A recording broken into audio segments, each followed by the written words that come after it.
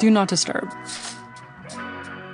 You know the first 10 minutes of Spider-Man, or any superhero movie for that matter, where there's that scene right before the hero gets his powers and all of his senses become heightened? Everything he does hurts, his skin feels like it's getting ripped off. Everything he hears is loud, even if it's coming from miles away. He falls to his knees, grabs his head in his hands, and screams up at the sky like, "What's happening to me?" Well, that's how I feel all the time.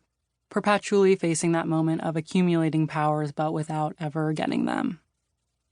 A dream superpower would be the ability to touch someone and make them feel the exact pain I'm in. I would do it to doctors all the time.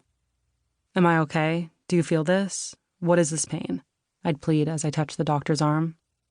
"Yes, I feel it. You're fine. Your jeans are just too tight." A nightmare would be feeling the pain everyone else is in, which is what I do have. I'm aware that this is something many people say, probably most. Maybe not that their empathy manifests in the form of feeling like they'll soon be able to throw lava out of their hands, but I don't think there is anyone who would admit to not being empathetic, who would confess that the suffering of others doesn't break their heart. But I'm not your average person claiming to be an empath, a concept justifiably reacted to with eye rolls. And I'm definitely not saying my freakish level of hypersensitivity makes me some kind of superhero. In fact, what's the exact opposite of a superhero?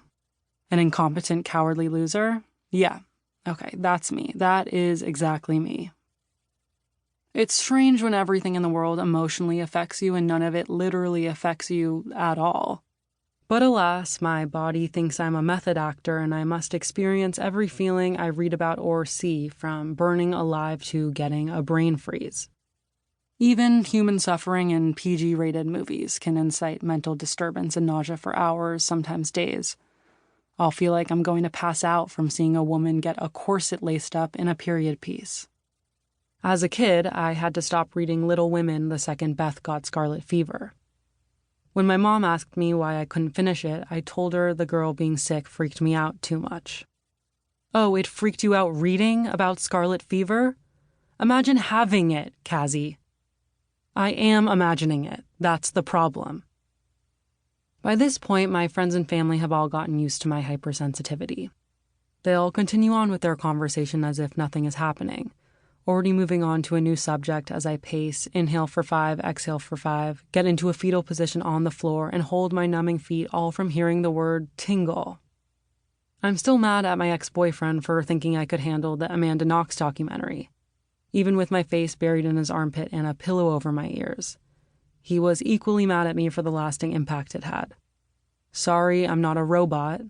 I can't just have sex with you 2 weeks after fake experiencing Italian jail. I often wonder what it would be like to be the type of person who could talk about anything, hear anything without embodying it.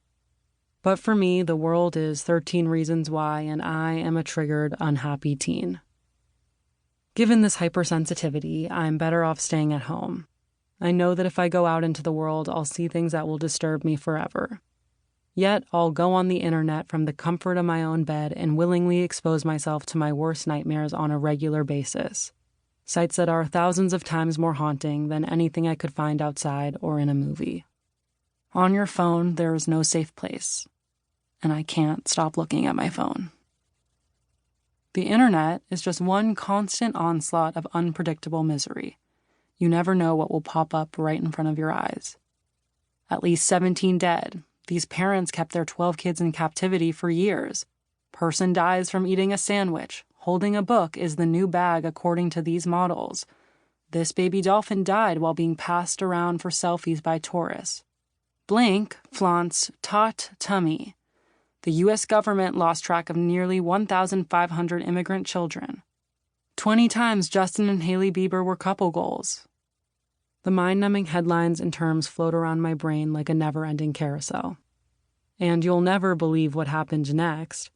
They said I couldn't be an actress turned director. They were wrong. Claps back at Insta-trolls, and we are so here for it. A whole fucking vibe. Gets candid.